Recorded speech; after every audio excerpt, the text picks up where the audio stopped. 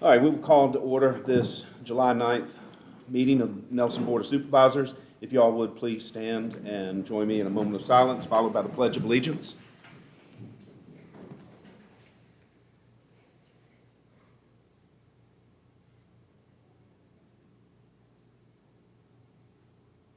Thank you. All right, Mr. Ruff. I pledge allegiance to the flag of the United States of America and to the republic for which it stands, one nation, under God, indivisible, with liberty and justice for all. Thank you.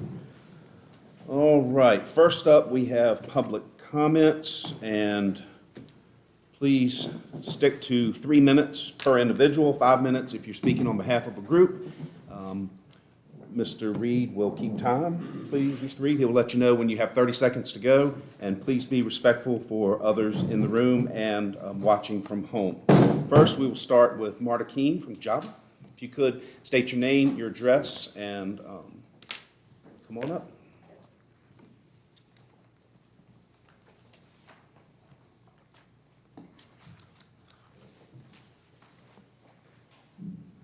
Good afternoon, I'm Marta Kane, CEO at Java.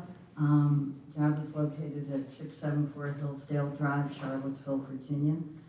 Thank you for allowing me a few minutes to share with you today. In front of you, you should have an annual report of ours. It's from 2023 because every year is based on finishing our taxes and our audit.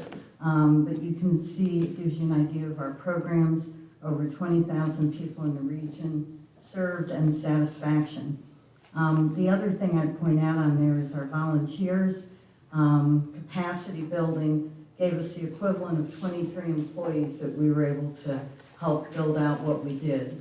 And along those lines, I really want to acknowledge the volunteer at Cecilia Epps Community Senior Center who won the volunteer award a few weeks ago. And so we're so proud of her and what she's done and how she's just been so committed to Nelson and to Cecilia Epps Center for a long time. One thing that's not in the annual report, but I'm very proud of, is that our audit this year found that 82.7% of our funds go directly to services. The benchmark for nonprofits is 65%. Our auditors like to see 75%, so of course we have to exceed in every way possible. And I think that's important because I want you to know that your money that you give us, and that I want to thank you so much for, is going directly to the seniors and for their services. A couple of updates. We're finishing up our numbers for fiscal year 24 now. We want to make sure we've got all our data in and make sure it all makes sense. And then later on in the probably early fall, Tish will come and share a final update. But through Q3, which would be through March, we've seen over 1,000 people, or given 1,000 people assistance with our senior helpline from Nelson County. And that's meant about 2,000 contacts, because often people will call back with more questions. Another one I want to point out is caregiver services. That's really increasing. We've been able to help 25 caregivers here, and that's been about 120 contacts. So we're finding once we make contact, they come back, and we've just hired a caregiver coordinator who will do that specifically and have more information, so we're looking forward to that number growing. One that I'm sure won't surprise you, we've been running about 30 people in the Cecilia Epps Center, and that means about 750 units of service because they come twice a week, and most of them come pretty much all the time. And that is also their socialization and their participation in health education and some healthy steps. Home delivered meals, we're up to 47 members from Nelson. The postcards we sent out really increased that number, and it's about 8,700 meals through March. So we're very happy with the process and progress we're making here in Nelson, and we appreciate all of the support that we know all of you have given as you keep your constituents knowing about what we do. The other handout that's in front of you is stories, and we try and show the different counties because we use the same round for everybody, but those stories are true wherever, and they give you a good sense of what we do. On page 11, though, I would highlight that story is specific, in your second to last page, to Nelson, and I think it's a particularly lovely story, and so hopefully I can highlight it quickly and stay in my 5 minutes, or else you can read it later. But a female client wanted some more home-delivered meals, and so our aging service coordinator went out to the home. And of course, once you're in the home, you see a lot of other things that are going on. And for instance, that she didn't have running water, and there were a lot of issues. So we helped get her to a new home. Now she's been able to be very happy there, and she's resuming her cancer treatments. She's using a rollator, which I can attest to is a wonderful thing to help with mobility, and has a ramp back at her home. She was also able to we were able to get Nelson Community Development Foundation to install grab bars for her and to get her some incontinence products because they can get very expensive, and All Blessings Flow is a good source of that. So, and we increased her number of home-delivered meals. So she's been able to remain safely in her home, and that's a big win because we all know we'd all rather stay in our own homes, and it's a lot less expensive to do that than to try and find a new place to be. So enjoy reading those other stories. They're heartwarming, and thank you for all of your support. Absolutely. Thank you. And thank you for everything JABA does for our community, and specifically everything you do for JABA. So Thank you. thank you so much. All right, next up we have Robert Gibbish, Rainbow Ridge Road, Fauber. Robert Gubish, 3034 Rainbow Ridge Road, Fauber. I quoted Dr. Archie Callow-Carinos. The further I looked into it, the more shocked I became. I found that the whole vaccine business was indeed a giant hoax. And then another quote from 400 pages of research by doctors. Vaccination, along with war, could be the biggest fraud in all of history.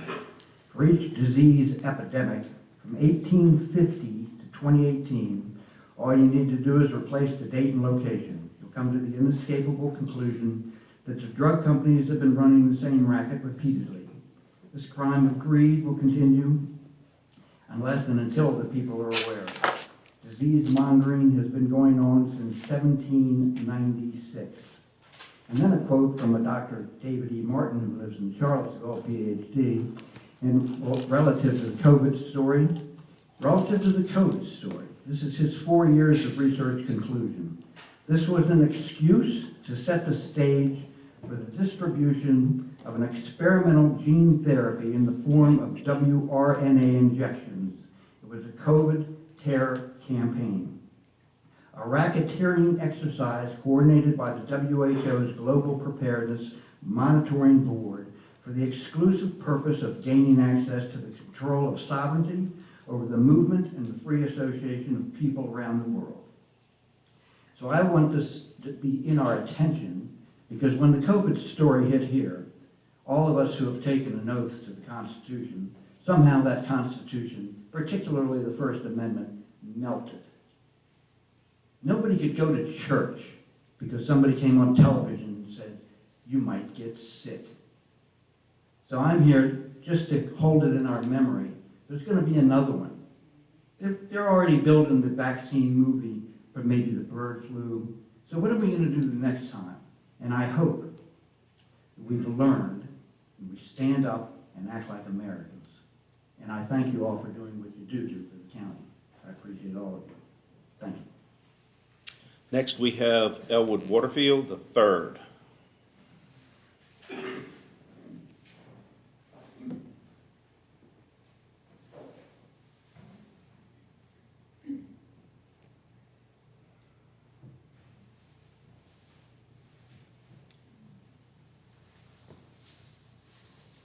No need for me to say my name, you know it, you've already announced it.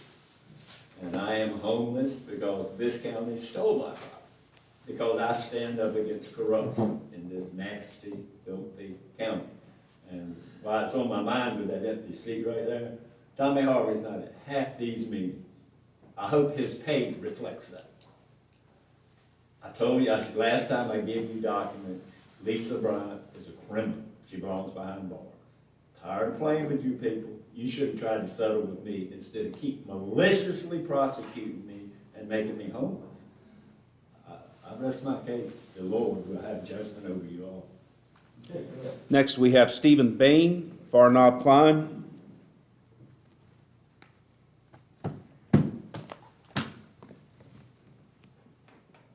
Stephen Bain, 620 Farnob Klein, Ellisford. Board of Supervisors. First thought, note my email letter sent to you on July 3rd entitled CVRHP, Piedmont Community Land Trust, Renaissance Ridge. Please respond to this request for information. Please explain how and when you will communicate to the county citizens a comprehensive plan regarding low-income housing for Nelson County. Second point, in addition, I note Resolution R 2024-49, Nelson County Board of Supervisors, Supportive Housing Opportunities, fee waivers for NCCDF housing projects.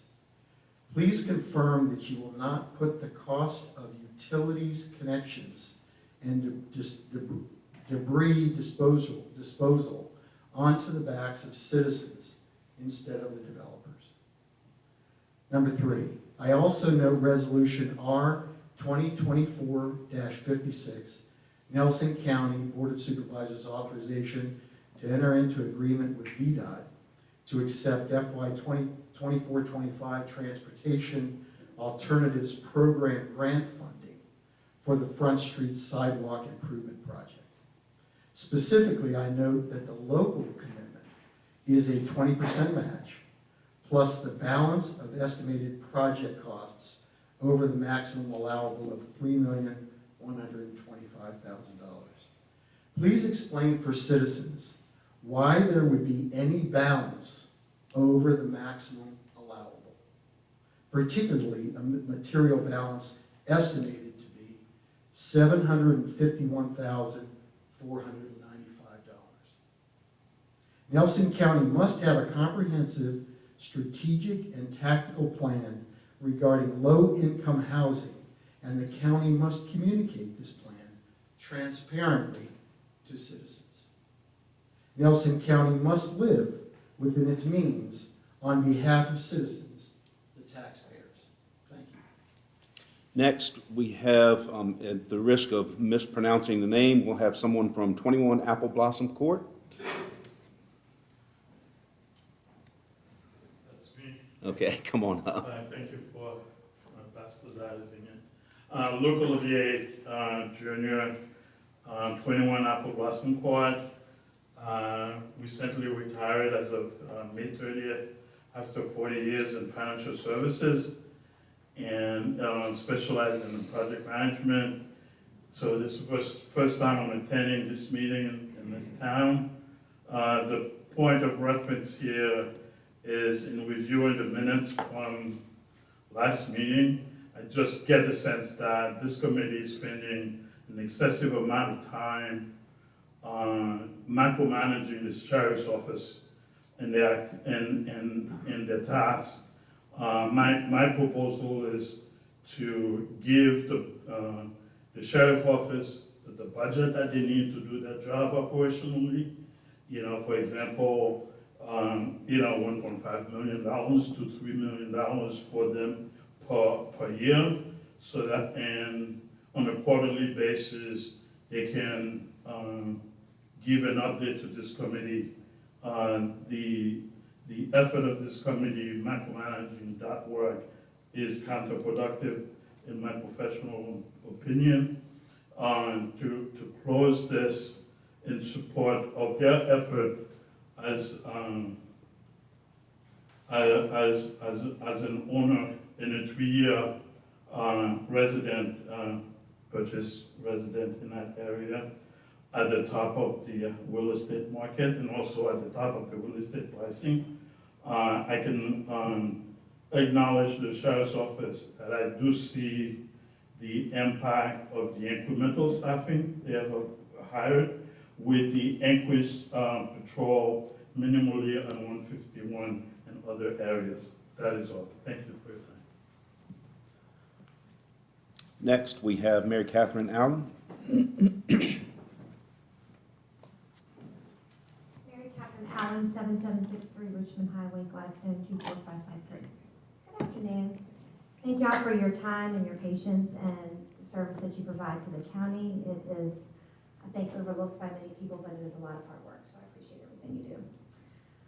Nelson County Youth Baseball was forced to shut down in 2022. After COVID, the registration numbers for our youth baseball program continued to decline to the point where we were unable to make a team in any age group.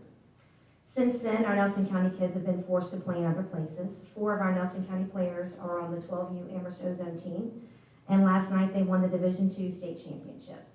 This is what every little boy dreams of, and that's playing in the World Series.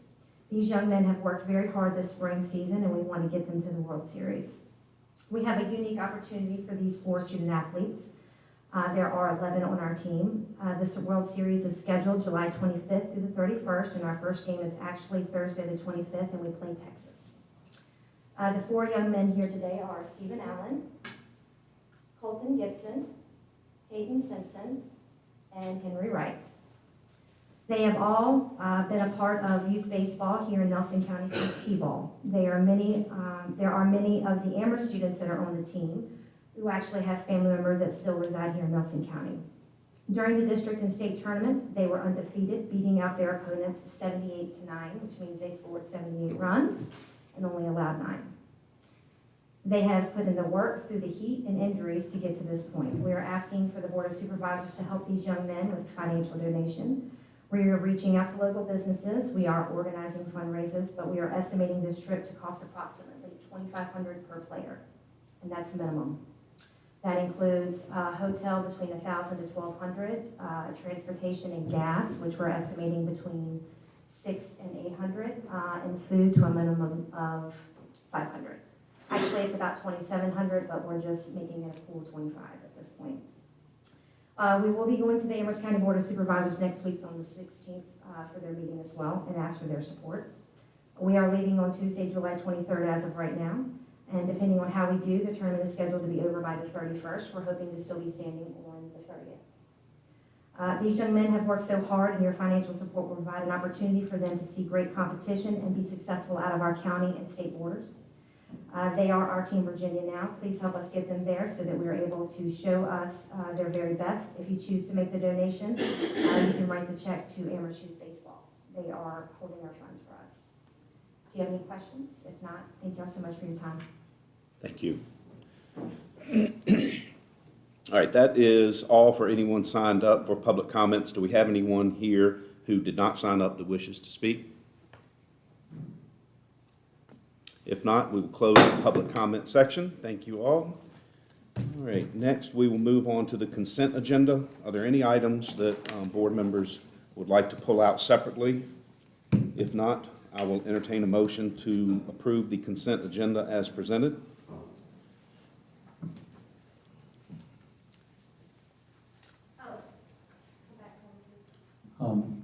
Mr. Chairman, I move that we approve the consent agenda as presented.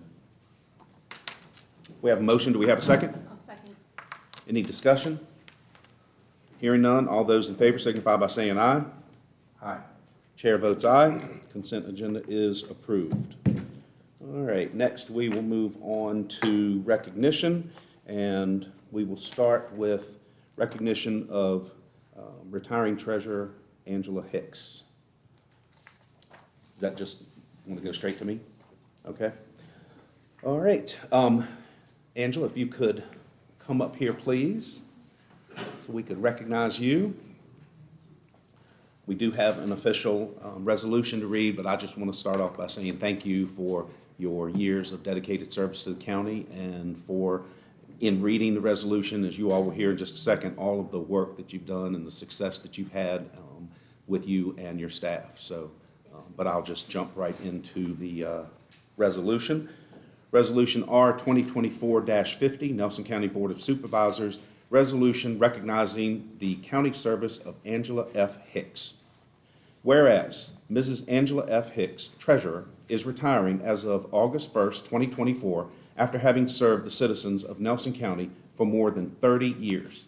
And whereas Mrs. Hicks began her employment with the county in the early 1990s, working part-time for Parks and Recreation, as well as the Commissioner of Revenue's office, before being hired by Treasurer J. Marvin Davis to work as a part-time office clerk in April 1993. She was then promoted to full-time in 1996, working her way up to Deputy Treasurer 3 and Chief Deputy 1 under Treasurer Irma Sue Harris, and then was successfully elected as Treasurer of Nelson County in November of 2011. And whereas Mrs. Hicks achieved excellence in her role as treasurer by serving as an active member in the Treasurers Association of Virginia, serving as the Central District Chair, as well as Chair of the Certification Review Committee.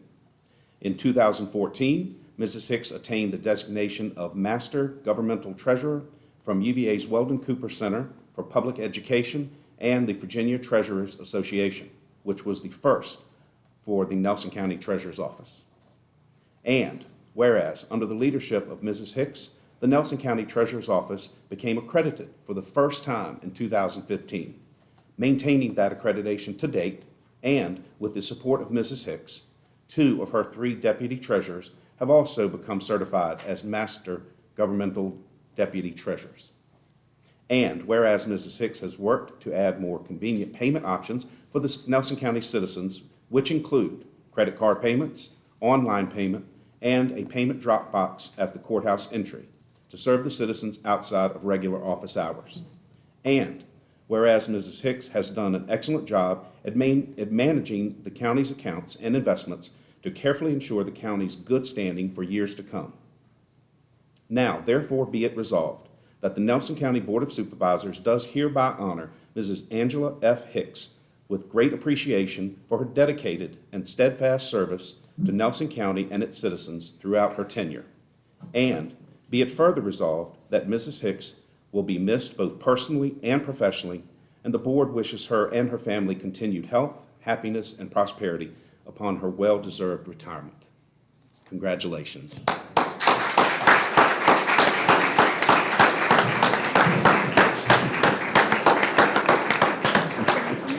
Thank you so much. Don't go anywhere. Just wait right there. I second your motion. Very good. Do we have any discussion? Hearing none. All those in favor signify by saying aye. Aye. Chair votes aye. And I believe we have, you got, okay. Don't forget what I told you.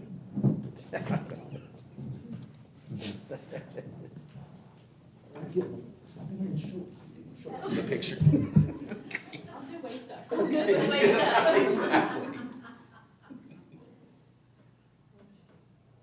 Ready? Yes.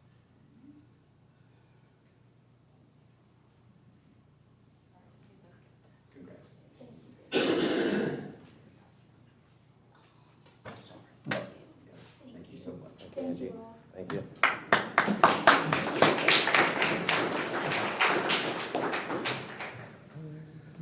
Do y'all care if we do the baseball team now? Is that all right? Go ahead. You care if we do the baseball team now? Let's do it now. Okay, I'm going to invoke executive privilege and make an adjustment to the agenda, if that's all right with Mrs. McGarry. We are going to add recognition, part 2, and we're going to recognize this baseball team one more time. So first of all, congratulations to you guys. That's awesome.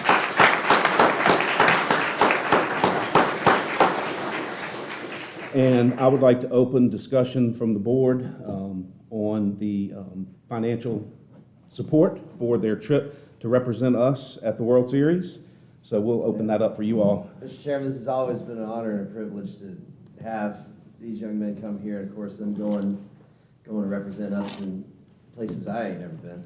But I would like to recognize us contributing to that, and I think last year we did, if I'm not mistaken, 5,000, correct? Last time they went, yes. Yep, and I think that's appropriate to do again this year.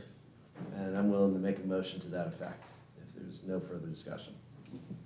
All right, we have a motion. Do we have a second to sponsor the baseball team with a donation of $5,000? I'll second. All right, do we have any discussion? Hearing none, we'll have a roll call vote. Amanda? Mr. Rutherford? Yes. Dr. Leggett? Yes. Mr. Reed? Yes. Mr. Carter? Yes. Very good. Congratulations. Thank you all. Well done, guys. And represent us well. All right, now you can go. You can go now. Now you Thank you all for sticking around for a few more minutes. All right, now we will move on to presentations. First, we have VDOT report. Mr. Brown?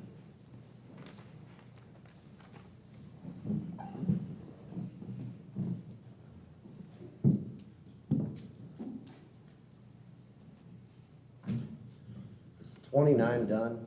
No. That was rough. Save the questions till the end. That was rough. Well, I don't think that, they put in the pavement markings they had last week.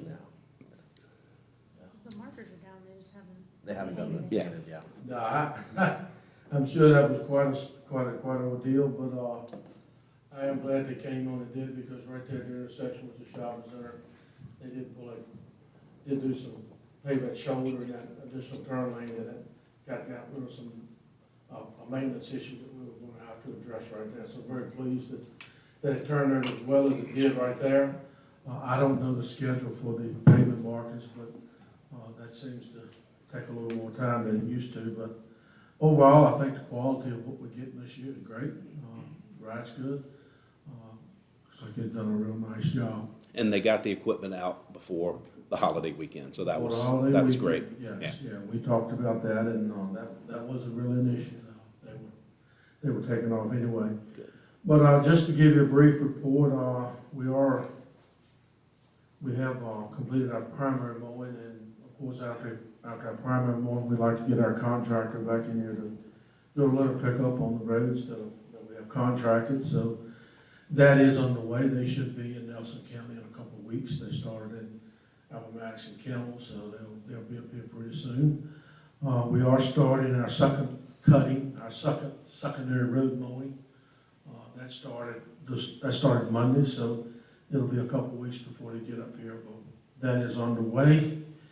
The pedestrian study, I thought I would have the results of that for 29 today, but I've not gotten that back from our traffic folks, but they're struggling with the high speeds out there, is what's taking them so long to figure out what to do to protect the pedestrians and not create bukus of secondary collisions when people slow down because of the high speed on 29, people get rear-ended. That's kind of the dilemma they're in. I think, David, you called me about the sight distance on Route 56 at Cal Holland down through there. We did go over and do some hand trimming. Our boom axe was, our machine was not in that area, but I hope to get that in the area, and, as soon as we can to do it better. But they did work and cut it back to where you can see better than it was. Good, thank you. Better than it was. Other than that, I don't have a whole lot to report. We're doing, our maintenance forces are taking care of, just our normal maintenance issues. We haven't started any rural rustics yet, but we're looking to start Davis Creek here pretty soon. Just been trying to, we start our new physical year, July 1. We just kind of had to finish up strong and watch our spending real close, so we haven't been as visible in some areas as we have, just trying to bring our budget in where it needed to be. So with that, I'll answer any questions that you might have. All right, anybody have questions for Mr. Brown? Yeah, a couple. We had, and I can't remember if this was discussed in a prior meeting or not, we made a directive about doing a speed study for 45 miles an hour along 29. I recently got some more correspondence from the business at Outback complaining about pulling out and having some pretty near misses, especially people who are attempting to get in the left lane and make a left. This has been discussed prior. It would be, I think it's imperative at this point, as we've seen enough act, especially between Livingston all the way to that 56, what we can do to slow down traffic on the 29 corridor here in Livingston. I think we made a directive in February, January. I don't know if it was I don't for, remember that. it was asked if it could happen, I'm not sure If it was directive actually- occurred. Yeah, Okay, if you could look into that, there's a lot, but a lot of those businesses along there are having more and more, potential incidents. So, I mean, you want to, we've got. Extending the 45. Extending the 45. I think that would be probably the most I reasonable. mean, we've got it, Maybe taking it right up to the end, right after Outback, before Stevens Stevens Cove. Cove. I think that would probably be the best stops part, so. so where would you want it Where? specifically, the Or the other limits? side of the high school. That's or all the way at the other end of the high school for 45? I don't know about that far. There's a lot of Are you turn, talking about maybe from Front Street? Well, here's the deal. I would probably look at it starting at Orchard House, going all the way to Stevens Cove in the interim, and see what that study looks like. Orchard House. Because they also have kind of a tough make a right or across 29. They gotta meet it when they push on the gas.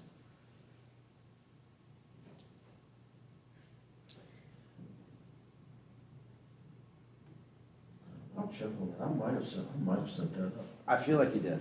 I feel like you did. I feel like there was, if it wasn't a directive, it was enough discussion about it being pertinent. it might have been January. I think it was really earlier this year, so. And we also had that discussion about traffic safety. We also had Front Street and Main Street, yes. And, And that we did not, that came back, there was no issue there for us to do anything. I mean, we did a four-way stop requested, if I'm not mistaken, and that was pretty much rejected by our traffic folks. gotcha. I think as we get into the Livingston sidewalk improvements, obviously there might be some changing of dynamics that maybe we could revisit, if that makes sense. Could be. So I'd like us to keep an open mind on that. Yeah, one thing that would be nice, especially at that section Yeah. where Heart of Nelson is and through there, is if it wasn't just lines painted on the road saying no parking, if there was a way to keep people from being able to park in that section. Because Yeah. that visibility, when you're looking north from either side of Front and Main, that visibility looking north is limited, and people don't pay attention to the signs, to the lines painted on the road. And when someone's parked in that no parking zone, which happens a lot, Yeah. it's All the time. dangerous. It's All the dangerous. time, Yeah. So if we could put some sort of physical, and, is that something that could be, designed into your, yes. Right. Yeah, I would think I don't so. see why not. Yeah. y'all's new project? Yeah. I don't see why not, yeah. I imagine we could get the sheriff to put some no parking stickers on cars in the interim on that Yeah. I intersection. mean, but typically, when you do that, and, Lewiston, I guess is technically classified as a village, right? I know in towns, when town councils restrict parking like that, they get a lot of pushback from the Oh, businesses on the Sure. corner. I- I don't know if you wanna gauge that, if that makes any difference, it might not make no difference. We'll have some interactions with. But- Safety's more But I do want important. you to know, there were zero accidents at that intersection in the last 5 years. That did come out of our traffic study for a four-way stop right there, 0. Right. Because my brakes are really good. Your brakes are good. I've almost been involved in one, but fortunately I had And good that's a brakes. shame, that's how you gauge it, Yes. the severity of a problem by the number of crashes you have, but that's an indicator. So, and yes, leading into that, Livingston sidewalk, I'm sure you guys are you'll have some participation in that as we get into the design aspects of the street, so Well, safety, Make sure your consultant designer knows what you want. sure. Because, basically, we'll review and recommend, but make sure your designer, Yeah, we're just getting started now, yeah. the guys doing, the firm that you selected, do your PE and all, preliminary engineering, when they design the plans, you make sure they know what you, that Yeah. those are the little fine details you want Sure. in this improvement. All right, and then, following up with that, obviously Whippoorwill, if you could let us know any more interactions you've had with your folks. I could give you an answer today, but if you wouldn't like it, and I'm not Just said it. satisfied with it, so I'm not gonna say it. Gotcha, okay, I'm still working on it. All right. And, I'll probably go up to the clerk's office and look at some deeds before I leave Okay. today. Sounds great, thank you. I think I'm done. We had a discussion about Gladstone speed reduction. So if you let me know what you find out with the new law. And I'll get more clarification on what they were wanting besides for just the 15 miles per hour. I mean, just as we talk, the law's the law. I think the big issue will be is how we're going to administer it and how the locality is going to administer it. And what is it going to involve? I think it is good to caution that whatever this board does or whatever any locality does with this new reduced speed limit, to set speed limits lower than 25, don't set a precedent that you can't keep. And that's going to be the struggle for all localities, not just Nelson, but all localities, when you lower speed limit, and because everybody's going to want it. But anyway. Anybody? Anything? Very good. I have nothing. Thank you. Thank you. Yes, sir. All right, next we have Larkin Property Water and Sewer Capacity Phase 1 Engineering Report.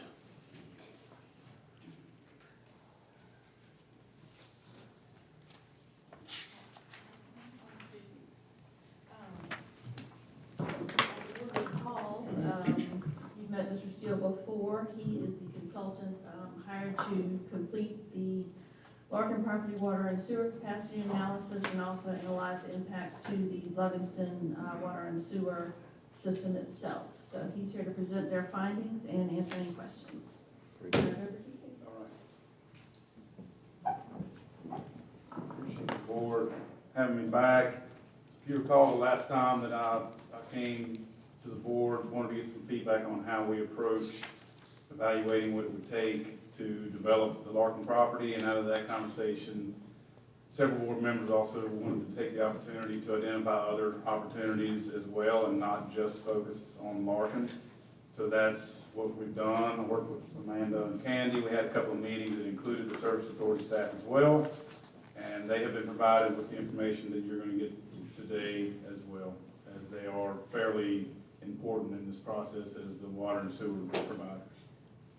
So I'm not going to get down in the weeds. The report itself, I think, has been provided to you, and as you get a chance to digest that, if you have any other questions that I don't address during this or today, absolutely get those over to Candy and Amanda, and I will get responses out to you promptly. It's a lot to unload.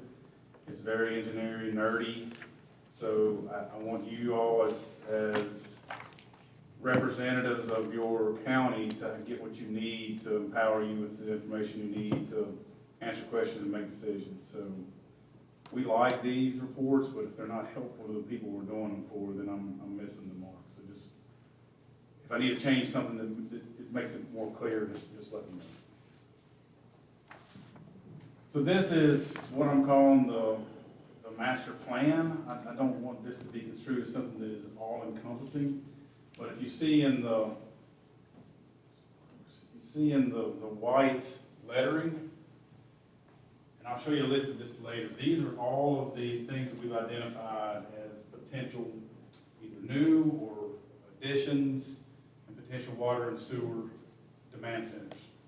So I worked with your staff, looked at some previous master planning documents. I do believe that some of you were asked if you had any other thoughts about items to add. So in addition to the Larkin property, again, all of those areas have been included, and that all said and told equals 89,480 gallons a day of capacity requirement. Now, as I move through this, you're going to find out that is, I wouldn't call that subjective, but I'm obviously going to use what we consider industry standard for the amount of gallons per day for each of those different facilities.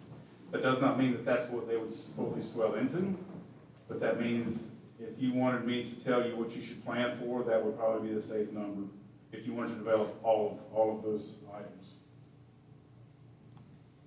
And as I mentioned before, this is how we came about how much water would be needed on the sewer and gallon per day side. So I've got these lumped into 3 different categories. We've got the Larkin property, which I'll show you a map of that here in a minute, which there are some areas that could potentially be residential or other types of development adjacent to that Larkin property.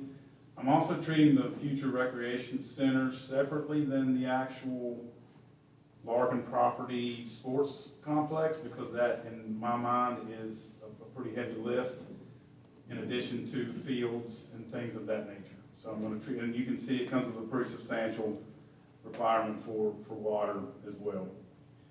Then we've got categories for north end of Lovingston, and you see the items that are included in that, and then also for the Colleen area.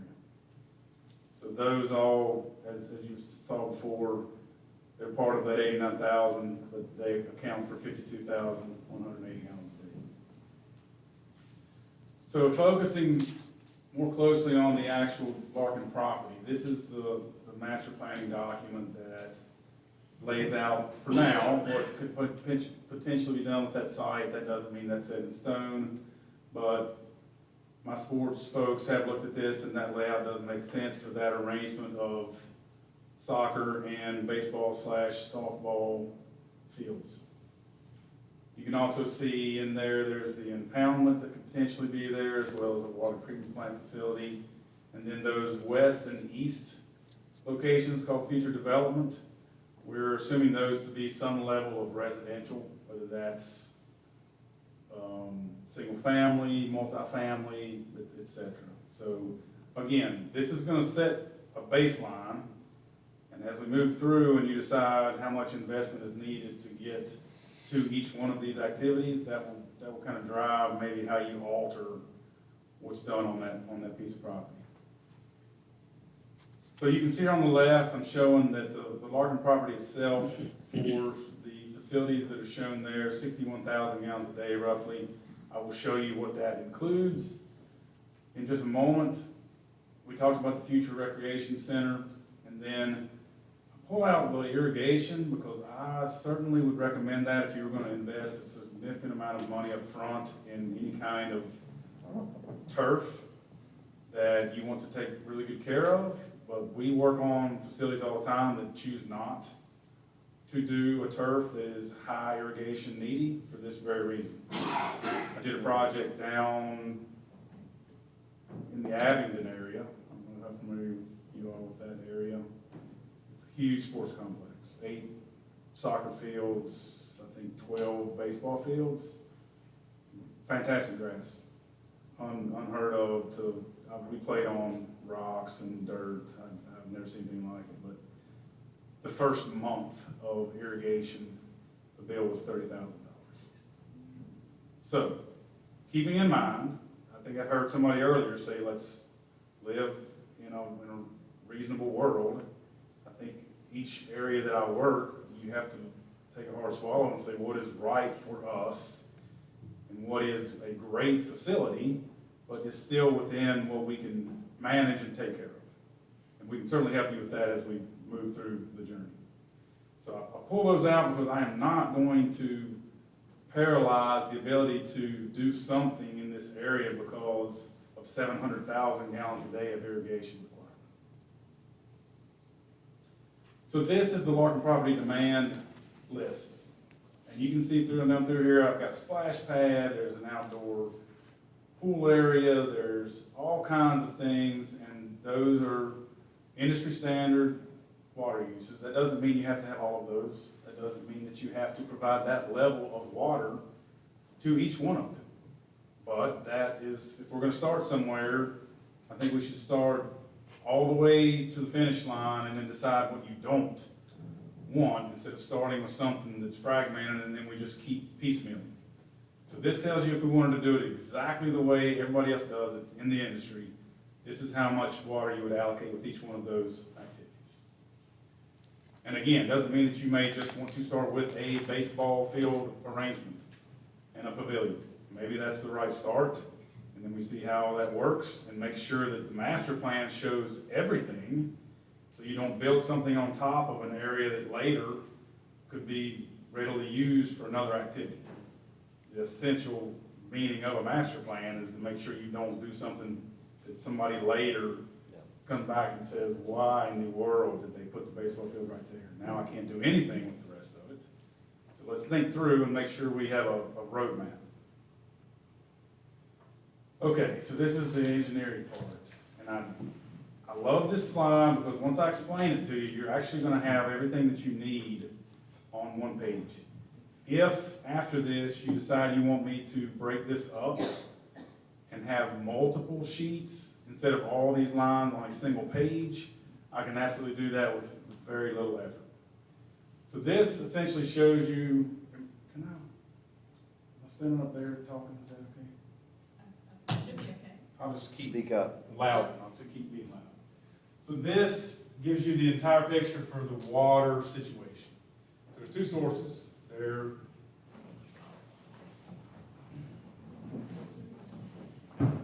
So there's two sources. There's groundwater, and then you got the surface water, all treated at the same location. So each one of these lines represents a different item. So the gray line is the demand in the Piney River area. So that's allocated demand that you can't get to. It already exists. And what we did with each one of those demands, we went back 3 years and figured out what is the worst case demand for these areas so that we didn't cut anybody short. Instead of all those 3 years, this is the most water that they've ever used. And then I actually multiplied that by a peaking factor of 1.5. Just to be sure that we're not taking water out of an existing system for a facility and then we start getting a shortage and we've overshot what we have. So this line is the existing groundwater capacity. So that accounts for 50,000 gallons of available capacity. Now, if you want to get down the weeds and see what is actually the well could yield, VDH doesn't let you take 100% of what a well can generate. So I've taken that into account as well. This 100,000 gallon line is what is available from the Black Creek surface water. So that's an impoundment now. So those two together are really what you've got to work with. So if we don't expand your existing water capability at all, this is what you've got right now. The orange line is the peak Livingston demand. And then when you add all those together, this line tells you right now what existing demands are in your system. 129,459 gallons a day. So this is what is here right now. This is what you have available right now. So without expansion of any of your sources, without digging more wells, without trying to figure out how to get DEQ to allow you to take more out of your surface water location, you have this much available in the water system. I say that because if we project all of the growth I just talked about, this is that red line. And so the purpose of a master plan is twofold. One, you make sure you have a roadmap that you're satisfied with that bridges multiple groups of leadership. So if you all aren't here for the next 40 years and you want to make sure that what you do is a building block and others behind you can say, okay, I see what they've started, now let's keep moving with it. That's one purpose. The second is, as leadership and desires from the community change, if 21,000 gallons a day is what is reasonable from a financial standpoint right now, you better hit the mark when you use that 21,000 gallons up. So if you've got something that is going to bring jobs in, and that trumps a recreation facility, you know in the back of your mind as leaders, right now, with that substantial investment, we have 20,000 gallons a day. So you have a couple of opportunities come in that are going to use that up. You have to think hard, is this the right place to use that 21,000 gallons a day? So we're currently in a drought. How is that taken into account too? I mean, there's 3 creeks on our property that I've never seen run dry, and about a week and a half there will be. The good news is that the majority of the water well, not the majority, but the ground wells are rarely impacted by drought conditions. They are tapping aquifers way below in a geologic structure that recharges much more quickly than streams. The impoundment as well, in the same situation. We went back and looked at the worst drought in history, and actually, I forget how many years ago was it, Candy, that the drought actually drove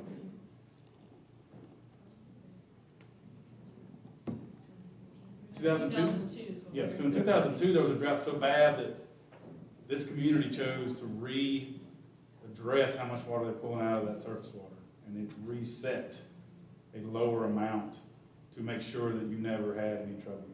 So yes, and the long answer, we have taken that into account. So this is I guess the health of the current water availability.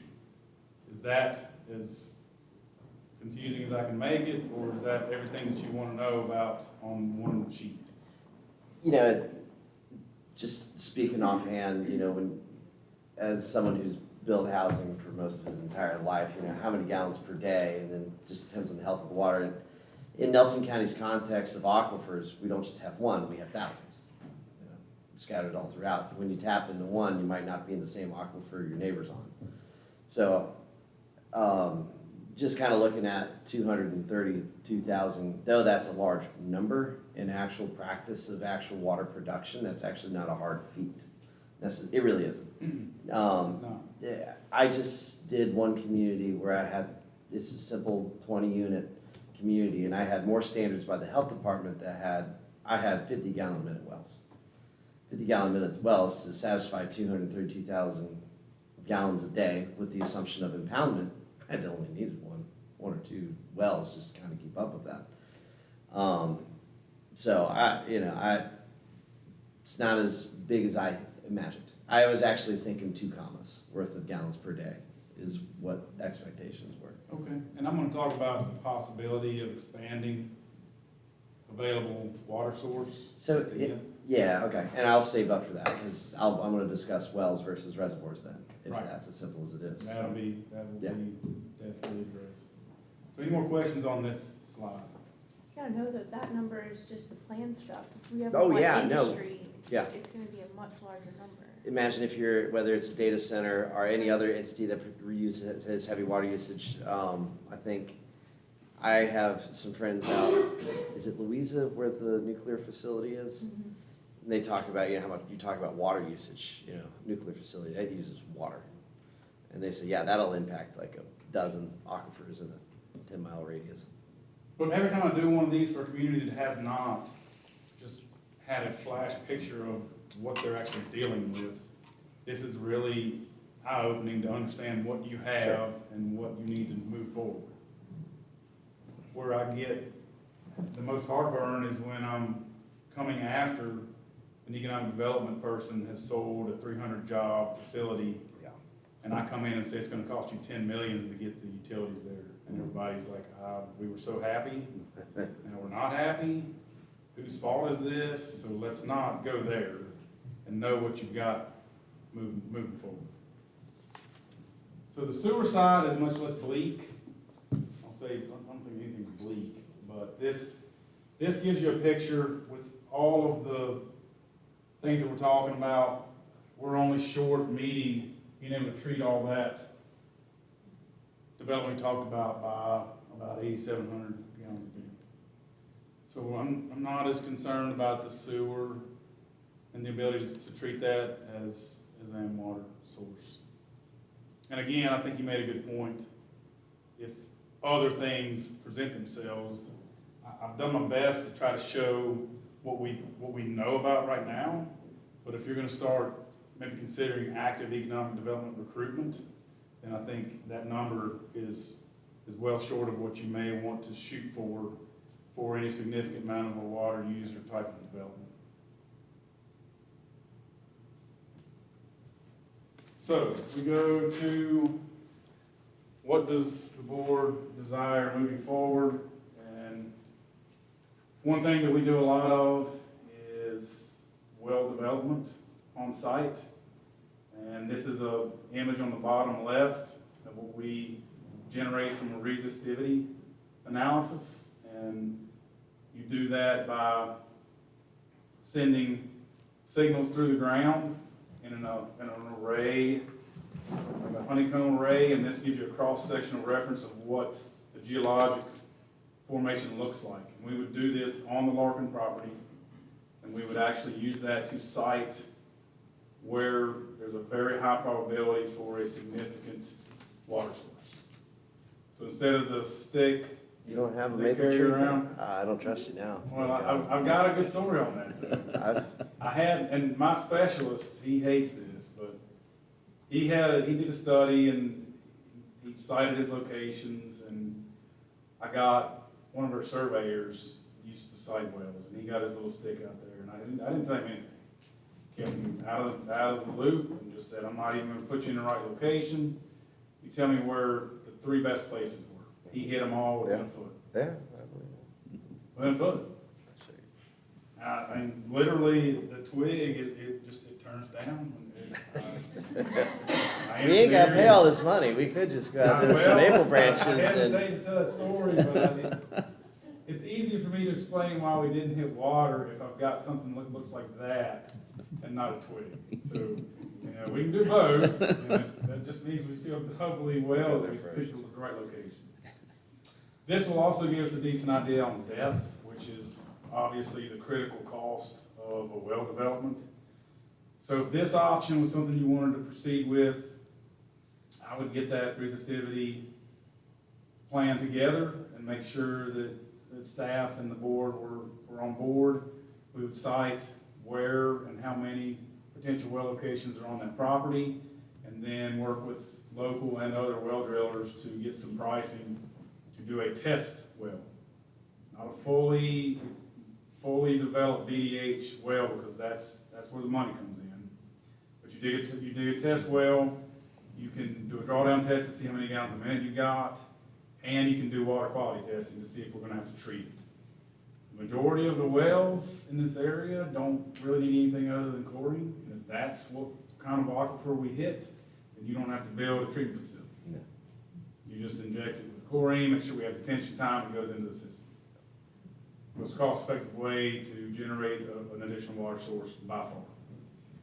Also, at that point, if you find out that a couple of them have things like manganese or iron, that's a whole treatment process, and maybe at that point, you haven't spent hundreds of thousands of dollars, but you have to have a sanity check and see if you really want to treat water that's going to require a treatment plant. So that's one option. Any questions about that potential option? The aquifers are very strong in this area, so that's one that we think is very reasonable. The other is a little more. It's the idea that we impound Dillard Creek. The left and right pictures are actual pictures of Dillard Creek, and the bottom I felt was most appropriate of what you would want the impoundment to potentially look like, with trails and recreational support around that. Here is my professional opinion about an impoundment. If I start tomorrow, it will take me 2 years to get a permit, if they will even let you permit. The very first thing that I would recommend, if you wanted to consider this, we would have to make sure we have flow data that DEQ will honor. And they want to know what that flow is in the worst flow conditions over a year's period of time, which is usually right. Then they're going to make you let 90% of that pass by. You're only going to be able to retain 10% of it. Doesn't matter how big you make the impoundment, whatever's coming out of the bottom of that impoundment has to be 90% of that lowest flow volume. So if we did that, I would call desktop study, I can come back and say, this is all you're going to be able to get out of that stream. Do you want to spend millions of dollars to impound that if that's all you're going to be able to draw from? And I think I could probably reasonably give you that number without spending a pile of money In my opinion, that's the first thing you need to know. Can we pull enough out of that stream to even justify creating an impoundment situation? Then you've got the wells also that are not a huge monetary investment to see if that's what you want to get going on that property. So short of bringing back unpractical, spending more of your money, doing engineering stuff, these two are the ones that I think make the most sense and the ones that should be considered by this board and your staff. I don't need an answer today. I will stay in communication with Amanda and Candy as you guys give them some guidance, and I will jump on the thing you want as soon as you give me some direction. Yes, sir. Just a clarifying question. You know where the existing wells are, and you know what capacity they can continue to Right. produce. When you were considering locations for subsequent wells, did you limit it to the Larkin property, or did you kind of leave that amorphous? So depends on where and how we decide to decide. It does. I have, my thought now is to limit it to the Larkin property only, because obviously you have full control of that property. That's one thing. But we're also gonna wanna be mindful that we're not impacting other wells when we generate new wells. So I think Mr. Rutherford said earlier, you can tap into the same aquifer and have 3 or 4 wells in that, and if you do a drawdown test on one and monitor the other, if you see the level in that drop, then you've clearly got multiple wells tapped into the same aquifer. I would like to avoid that as much as possible. That's a hairline of a chance. It is. But I think the reason, one of the things that I will do, and that's a good point, we can look at the geologic formations without doing any kind of invasive investigation. And we can see if there are certain areas not specific to the Larkin property that we should consider when we look for another well. Yeah, I'm not insinuating that we should try to find the biggest bang for our buck in terms of getting the Right. largest seam we can find. Mm-hmm. I'm not really advocating for that. I think your point's well taken, that if we do limit it to a property that the county already owns, and the Larkin property is gonna be a piece of whatever size of that that the Larkin property may be the best place to do that, but that's again something that is beyond my pay grade. And I think it's fair to be diligent and not, if we look at the Larkin property, for some reason the fracture trace intersection looks horrendous, that may not even be the best location, period. I think that's due diligence to make sure we're not throwing money at something that doesn't make any sense. I think in the same light, if we see that there are glowing fracture trace intersections somewhere other than the Larkin property, we don't need to ignore them. So a desktop study of where we would do the resistivity testing would be probably one of the first things that we did before we start putting money into an area. So if that's something that the board wants to proceed with, I just need some direction. Well, what's the cost on these options? Well, I don't have a number hammered out now, because most of the people I work with, the number I hear, I say that's the one they hear for the end of time. I need some feedback. Well, And I had offered as well to Candy if a work session with me with some real costs, so I can have a little more interaction with the board would be beneficial. Wasn't I under the impression that the Service Authority was doing some sort of water impoundment study? Or was that based on him doing his thing? That's this. Okay, well, I mean, so we have to, so no one's working on that. I was gonna say, I'll be honest, I mean, when it comes to any land acquisition that I've ever made, one of the first things I try to do is I just drill a well and I see if I have water. If I have a hard well time, I decide whether I'm gonna build on it or not. And it is not cheap to drill a well, but truthfully, in the scale of, you know, doing a bunch of other stuff. I mean, the one thing I know the average well driller in Nelson County might not be able to do is to do this Diller Creek drawdown of the creek to see how much water capacity that is and do that predictive stuff. However, as a county, we could, I mean, in my mind, you know what I'd do? I'd go get 3 well drillers all from Nelson County. We'd go out there with the finest sticks and flip some coins and drill a few wells, and we're gonna find out pretty quickly where those high producing aquifers are, you know? And I would imagine that expertise might not exist, obviously, for the surface water aspect of it. And, you know, that's what I would do, and that would be and it'd probably cost less than 20 grand, just drill a couple, just wells with no pumps, just do drawdown tests. And if you want me to support that in any capacity as far as what Yeah. sampling I would like to see from Sure, that, yeah. then I can, I mean, I'm just speaking pragmatically from the well side of things. You got a lot of land. We got a lot of different places we can drop wells in. Hiring a few locals just to do that and show up who already drilled wells around there. right, And because they've already, you know, they've seen the vein of rock that goes this way. You know, I can tell you this, one area I built some duplexes, and this side of the vein was 4 gallons a minute, this side of the vein was 50. And you know what he said? We're staying over here. You know, and anecdotally, that was great. You know, we produced 20 and 30 gallon a minute wells.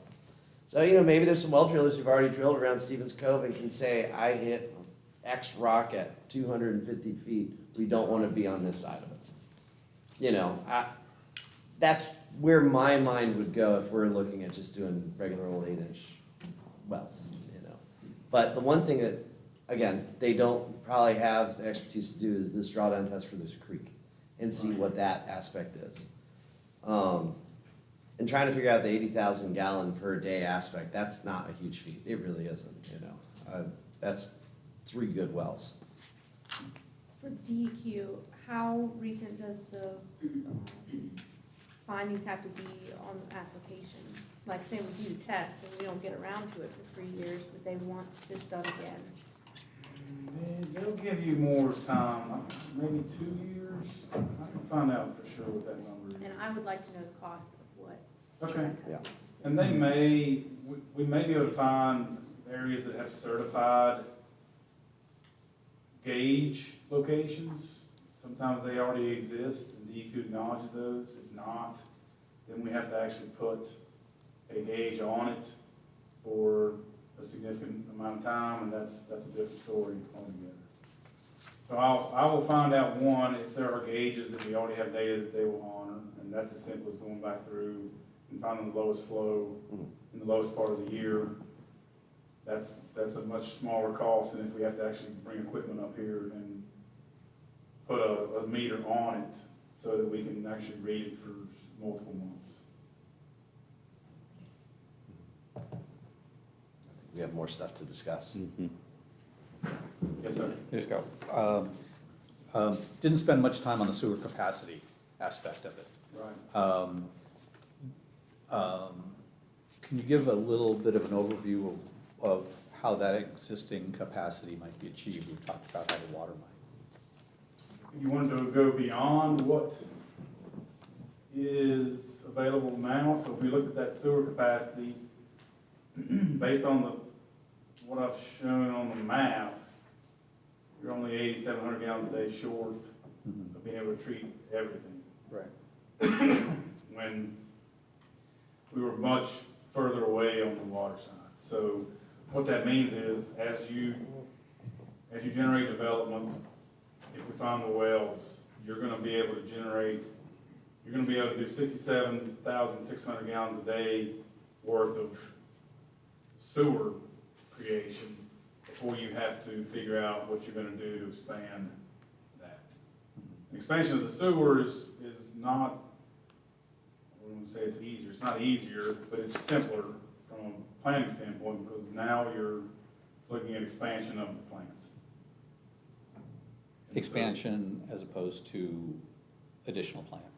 Right, as opposed to an on-site plant, let's say, that you would, whoever would operate. If it didn't make sense to expand the current plant, then yes, an additional plant would be something to consider. And that wasn't really part of this phase, so if we get to a point where you think okay, this 67 is not gonna be enough for us over the next 15 to 20 years. Well, that's something that the service authority would have some good ideas about Right. what that next step might look at, and then, you know, PERs and all those kind of things. Right, But, right. just wanted to, you know, go back and look at that as well, so I could feel like we had both sides. So you have much more capacity availability on the sewer side than you do on the water side. Yeah. Essentially is what this part of the evaluation is telling you. 3 times is a matter of magnitude.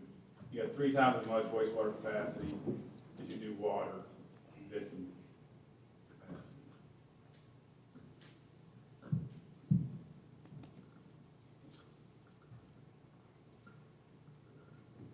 Okay. Anything else?